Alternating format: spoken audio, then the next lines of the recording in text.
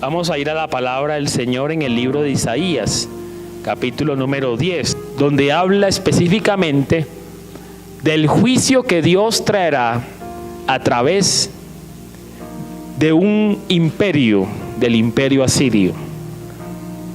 Acontecerá en aquel tiempo, versículo para tener en cuenta, versículo clave de este pasaje. Acontecerá en aquel tiempo que los que hayan quedado de Israel y los que hayan quedado de la casa de Jacob nunca se apoyarán en el que los hirió, y puede poner entre paréntesis Asiria, sino que se apoyarán con verdad en el Señor, el Santo de Israel. El remanente volverá, el remanente de Jacob volverá. ¿A quién? Al Dios fuerte. Porque si tu pueblo, oh Israel, fuere como las arenas del mar, el remanente de él volverá. La destrucción acordada rebosará justicia, pues el Señor de los ejércitos hará consumación ya determinada en medio de la tierra. Por tanto, el Señor de los ejércitos dice así: pueblo mío, morador de Sión, no temas de Asiria, con vara te herirá, y contra ti alzará su palo, como lo hace Egipto. Mas de aquí a muy poco tiempo se acabará mi furor y mi enojo para destrucción de ellos. Y levantará el Señor de los ejércitos azote contra él como la matanza de Madián en la peña de Oreb, y alzará su vara sobre el mar como hizo por la vía de Egipto. Acontecerá, ¿cuándo? En aquel tiempo, que su carga será quitada de tu hombro y su yugo de tu cerviz, y el yugo se pudrirá a causa de la unción. Todo el contexto de lo que hemos leído, independientemente de los nombres raros que hemos escuchado, ¿cierto? Pero todo el contexto está enmarcado en las profecías de Isaías sobre los juicios de Dios que vendrán primero sobre Israel, el reino del norte, y luego sobre el imperio asirio. Y además de eso, no solamente vendrá juicio, sino que vendrá después del juicio un tiempo de restauración. Ese es el mensaje que encontramos entre el capítulo 7 hasta el capítulo 12. Y el capítulo 10, este capítulo que leímos, es un capítulo de transición en los juicios de Dios, porque viene hablando del juicio de Dios sobre Israel, reino del norte. Pero como hemos leído en el capítulo 10, va terminando sobre los juicios de Israel y luego comienza a hablar sobre los juicios del imperio asirio. ¿Qué era el imperio asirio frente al reino de Israel? Imaginémonos una pared blanca, y en esa pared blanca, imaginémonos dentro de esa pared blanca un pequeño punto negro en esa pared blanca. La pared blanca era como el imperio asirio y el punto negro era como el reino del norte de Israel. Es decir, ¿qué era el reino de Israel frente al imperio asirio? Una cosa muy pequeña en cuanto a poder. ¿Por qué Dios, para juzgar al pequeño pueblo de Israel, se vale de quién? ¿De quién se vale? Según lo que leímos, se vale del imperio asirio. Las profecías de Isaías se desarrollaron o se predicaron y se escribieron más o menos entre el año 700 745 al año 727 antes de Cristo. Y las profecías que están entre el capítulo 1 al 39 se cumplieron en el año más o menos 722 hasta el año 701. ¿Qué quiere decir eso? Que pasaron cerca de más o menos 5 años después que Isaías profetizó, cuando comenzaron a cumplirse las primeras profecías de Isaías.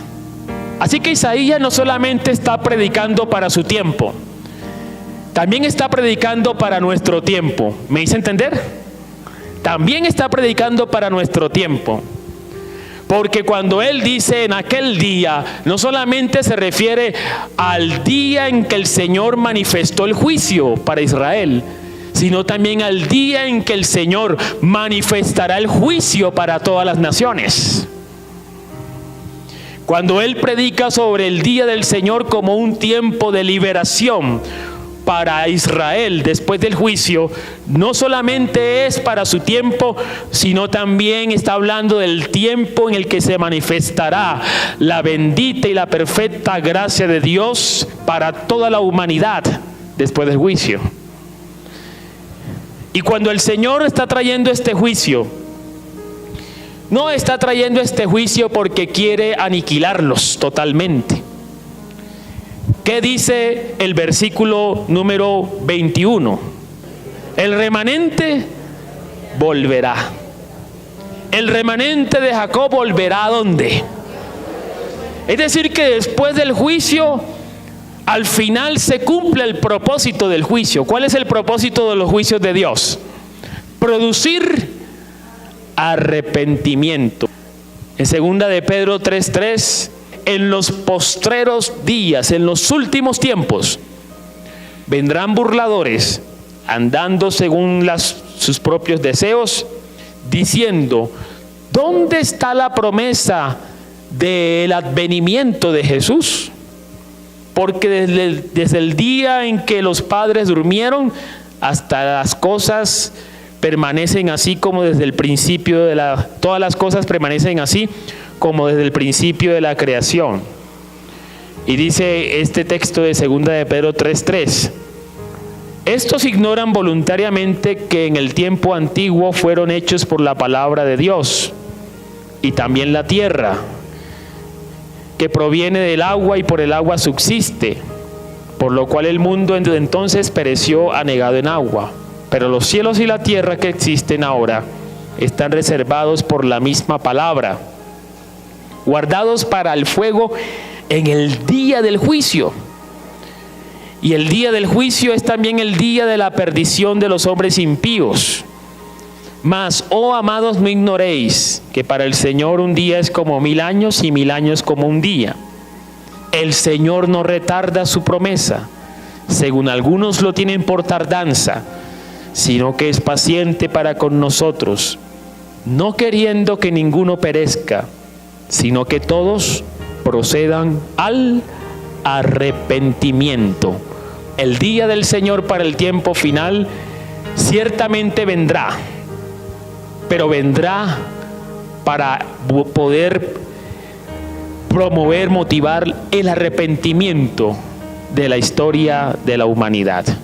Es decir, el día del Señor no solamente vino para los tiempos de Isaías, el día del Señor también vendrá para toda la historia de la humanidad. Y es un día de juicio, y los elementos de juicio que se usan, sobre todo en el libro de Isaías, coinciden con los elementos de juicio que habla en el Nuevo Testamento, que son fuego. Pero hay que, insisto en esto, el propósito del día del Señor como un tiempo de juicio no es un propósito para la destrucción total, sino para la renovación, para el arrepentimiento, para producir renuevo, para producir un nuevo tiempo de paz, un nuevo tiempo de restauración y un nuevo tiempo de liberación. El juicio de Dios que viene sobre el reino de Israel es un juicio dado a través de un imperio todavía más impío, más pecador. Entonces viene la pregunta, ¿por qué Dios juzga de esa manera a su pueblo? Porque la lógica nos dice que si el Señor va a juzgar a su pueblo, lo debería hacer a través de un reino, una nación más justa que su pueblo. Pero lo que tenemos en la historia es que Asiria era más injusto todavía, más pecador. ¿Por qué? Primera respuesta, porque lo que encontramos a lo largo y ancho de todo este libro profético es la demostración de que Dios es soberano y que está por encima de los imperios de la historia humana. Dios es soberano. Y la soberanía de Dios no solamente tiene que ver con que las cosas no ocurren por fuera de su voluntad, sino que en medio de todo, Dios es el Dios de todos los tiempos. En la antigüedad, cuando llegaba un imperio, o cuando un reino se convertía en un imperio, se pensaba que comenzaba una nueva era, un nuevo tiempo. Y por eso, cuando un reino se convertía en un imperio, comenzaban a contarse de nuevo los años. Por ejemplo, comenzaba a contarse así: en el año 1 del rey fulano de tal. Y esto era el indicio de que se estaba comenzando un nuevo tiempo de establecimiento de un imperio. Los imperios en la historia antigua marcaban los tiempos. Así que cuando Asiria dejó de ser un reino pequeño y llegó a convertirse en un gran imperio, se entendía en aquel momento que estaba comenzando un nuevo tiempo. La meta de todo imperio era establecer un tiempo de paz. Obviamente ese tiempo de paz se buscaba establecer por medio de la intimidación, por medio de la dominación a través de sus ejércitos. El imperio asirio marcó como una nueva civilización en la época. De manera que los pueblos pequeños comenzaron a ver con simpatía el establecimiento del imperio asirio como un refugio para encontrar paz y estabilidad. Y el reino del norte, Israel, no fue una excepción. Trató de hacer alianzas. El reino de Judá también trató de hacer alianzas para buscar su propia protección.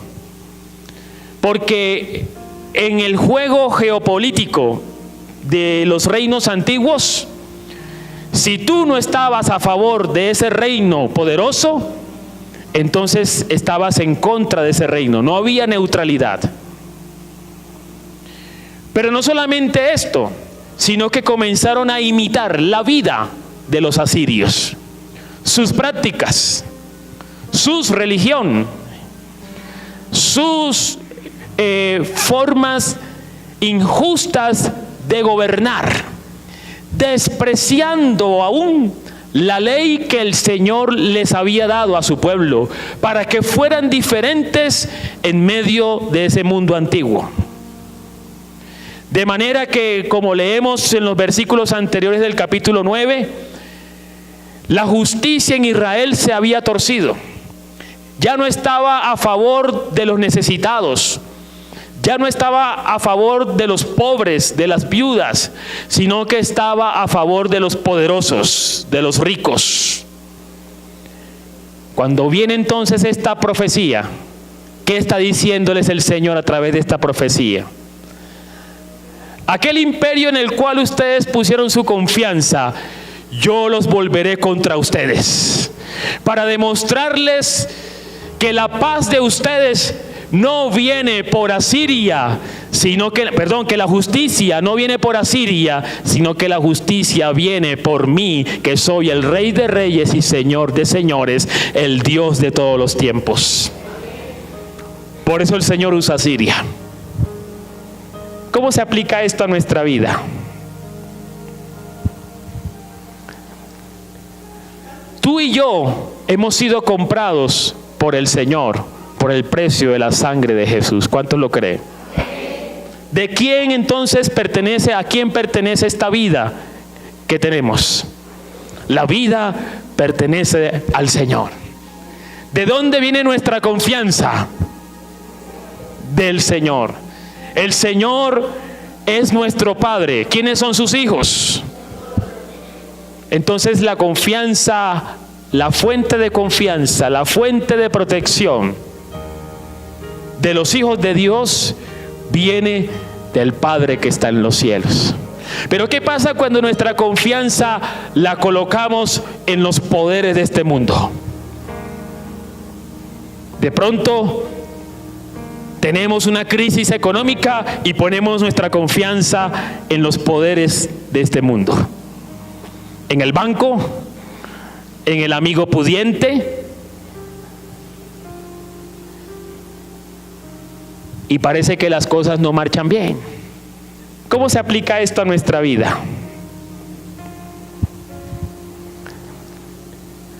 Tú y yo hemos sido comprados por el Señor, por el precio de la sangre de Jesús. ¿Cuántos lo creen? ¿De quién entonces pertenece, a quién pertenece esta vida que tenemos? La vida pertenece al Señor. ¿De dónde viene nuestra confianza? Del Señor. El Señor es nuestro Padre. ¿Quiénes son sus hijos?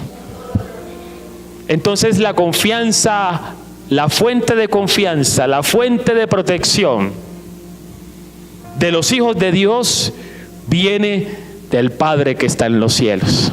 Pero ¿qué pasa cuando nuestra confianza la colocamos en los poderes de este mundo?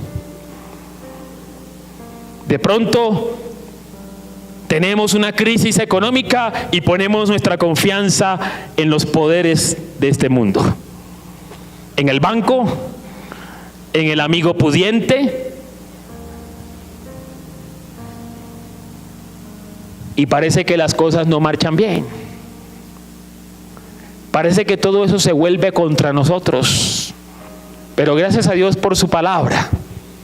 Porque si este fuera el caso, su palabra nos dice que por encima del oro y de la plata, el Señor es el Todopoderoso. Porque Él dice, yo soy el dueño del oro y de la plata. Así que muchas situaciones de fracaso para la vida del creyente, el que fue comprado por precio de la sangre de Jesús. Muchas situaciones de fracaso para la vida de aquel que pertenece al pueblo de Dios. Porque el nuevo pueblo de Dios, o el nuevo Israel de este tiempo, ¿cómo se llama? La iglesia. Así lo dice el Nuevo Testamento. ¿Y quiénes somos? ¿Quiénes hacen parte de la iglesia? No solamente el pastor, tú y yo somos la iglesia del Señor.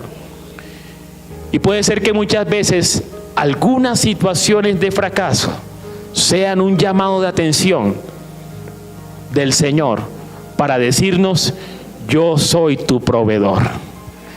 La segunda respuesta, ¿por qué el Señor usó a Siria, un pueblo tan injusto, para juzgar a Israel? El versículo 20 nos habla que Israel había puesto su confianza en Asiria y no en Dios. Israel se sentía orgulloso. Israel se sentía grande bajo el amparo de Asiria. Pero todos los versículos anteriores, desde que comenzamos a leer, nos dice que el Señor, además de eso, iba a quebrantar la fuente del orgullo de Israel, que se llamaba como Asiria. Porque cuando Asiria invadió el reino del norte, creyó que lo había conquistado todo. Se creyó el Señor de señores en el mundo antiguo. Creyó que todo lo que habían hecho había sido fruto, toda la conquista, el dominio y la expansión de este imperio, aún por encima del reino de Israel, el pueblo de Dios, creyó que había sido fruto de sus ejércitos. Por eso me encanta la figura que usa el profeta Isaías cuando habla del hacha, cuando habla de la sierra, cuando habla del báculo. Entonces, ¿qué imágenes usa el profeta Isaías? Dice, ¿acaso el báculo podrá ser sostenido o podrá levantar al que lo sostiene? ¿Quién levanta el báculo? El que lo sostiene, pero jamás puede ocurrir lo contrario, que el báculo levante al que lo sostiene. Y lo que estaba intentando decir el profeta era, ustedes son un instrumento de Dios. No crean que son los señores de este tiempo. Ustedes lo que lograron hacer no fue por su propia voluntad, sino porque Dios lo permitió. Porque ustedes fueron mi instrumento de justicia. Pero Asiria consideró que lo que había ocurrido había sido por ellos. Entonces lo que tenemos aquí es que el Señor quebranta el orgullo de Israel. Pero viene la profecía cuando dice que Asiria también será juzgado y destruido. Esta profecía se cumplió en el año 701 antes de Cristo. Casi 15 a 20 años después de la profecía. Por eso siempre se cumple la escritura. El que se humilla será perdonado, será rescatado. Pero el altivo, el Señor lo desecha, lo mira de lejos. El altivo, el Señor lo quebranta. Por mérito, Israel no merecía estar ahí. Por mérito, Israel no merecía ser un pueblo, ser un reino. Todo lo había recibido por mano de Dios. ¿Para qué? Para que el Señor fuera reconocido entre ellos. ¿Para qué? Para que toda la gloria fuera de Dios. Ahora que estamos en Cristo, hermanos y hermanas, debemos ser conscientes que todo lo que tenemos es por pura y bendita gracia de Dios. No es por nuestro mérito. Pero en el momento en el que creamos que es por nuestro mérito, estamos en la puerta de entrada del pecado del orgullo. Y el orgullo, el Señor lo quebranta.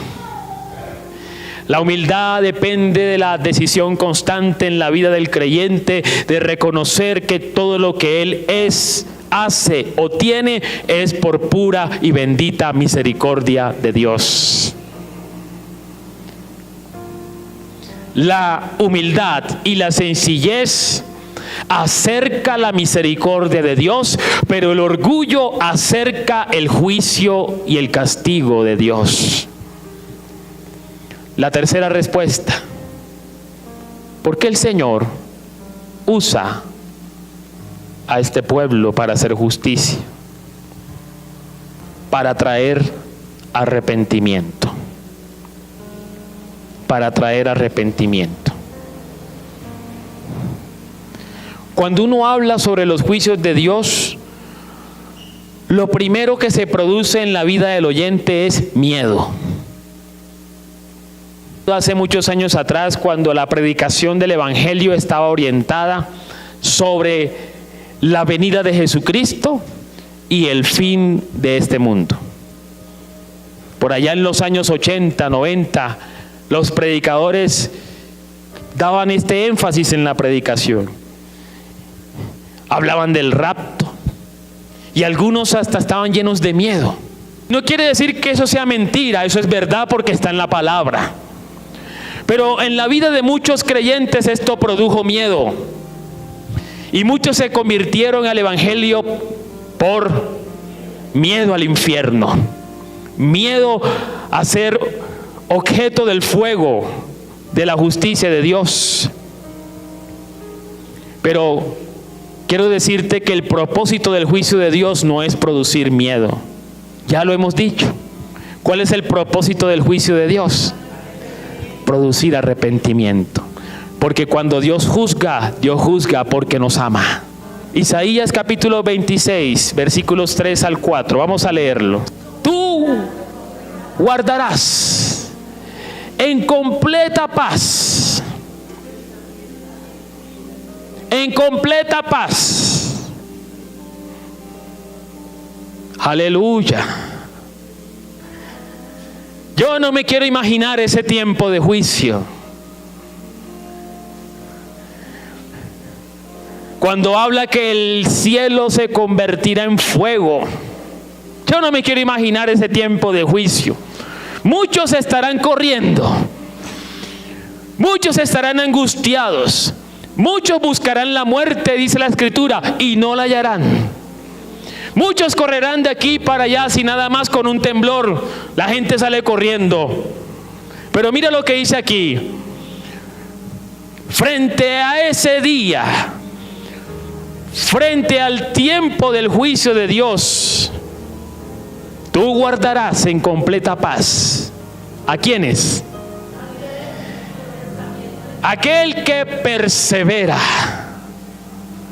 aquel que se mantiene fiel en las promesas de Dios. Porque en ti ha confiado. Siguiente versículo. Confiad en el Señor perpetuamente, porque en el Señor está la fortaleza. ¿Sabe qué es la fortaleza? El castillo. ¿Para qué era un castillo? ¿Para qué se construían los castillos? ¿Para qué? Para protegerse, para salvaguardarse en los tiempos de guerra. ¿Qué actitud entonces debemos mantener frente al día del Señor? Una actitud de arrepentimiento, una actitud de confianza, una actitud de perseverancia. Porque el día del Señor vendrá como ladrón en la noche, pero Él guardará en perfecta y completa paz los que confían, los que perseveran en la bendita promesa, en la bendita esperanza del creyente que fue comprado por la sangre de Cristo.